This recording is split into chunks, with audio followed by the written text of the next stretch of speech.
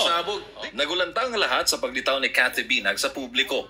Sa panayam sa kanya ng vlogger na si Maharlika, pinatotohanan ni Binag ang issue ng umunoy paggamit ng illegal na droga ni Bongbong Marcos Jr. Saan ni Binag sa panayam, ilang beses niya raw nakita na gumagamit ng white powdery substance o cocaine si Marcos Jr. 10 taong nagkaroon ng relasyon si Binag kay dating Davao del Norte Congressman Tony Boy Florendo, kapamalapit na kaibigan ni na First Lady Liza Marcos at ng presidente ngayon. Kaya para sa law expert na si Attorney Harry Roque, may personal knowledge si Binag sa issue.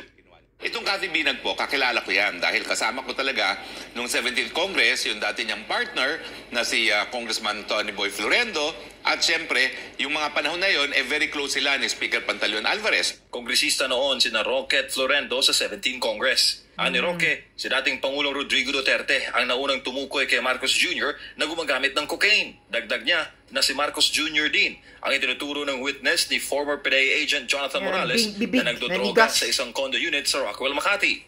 Tapos si Maharlika Budjakera nagpakita ng video, yung inaantay ng tao na video.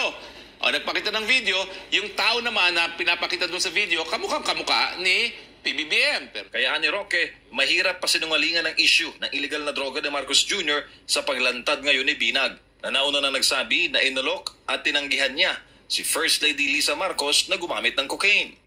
Star witness, Cathy Binag. 5 beses ko at least sa 10 taon na ako na siya ay nakipagsama kay Congressman na Florendo, nakita ang PBBM na gumagamit ng pinagbabawal na droga. At pati nga po si First Lady ay nabanggit niya na inooperan siya.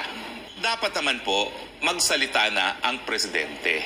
Napakahirap pong itanggi, pasinungalingan ang naging kwento na isang tao na naging malapit sa isa sa pinaka-best friend ng presidente. Bukas naman ang SMNI sa anong magiging tugon ng Office of the President sa binabato ni Binag sa punong ehekutibo at sa unang ginang. Sa panig naman ni Binag, nasa 150 na mga USB raw na naglalaman ng ebidensya laban kay Marcos Jr. ang ipinamigay niya sa mga malalapit na kakilala. Bagay na lalabas kapag mayroong daw masamang mangyari sa kanya dahil sa pagsasalita sa issue. Para sa Diyos,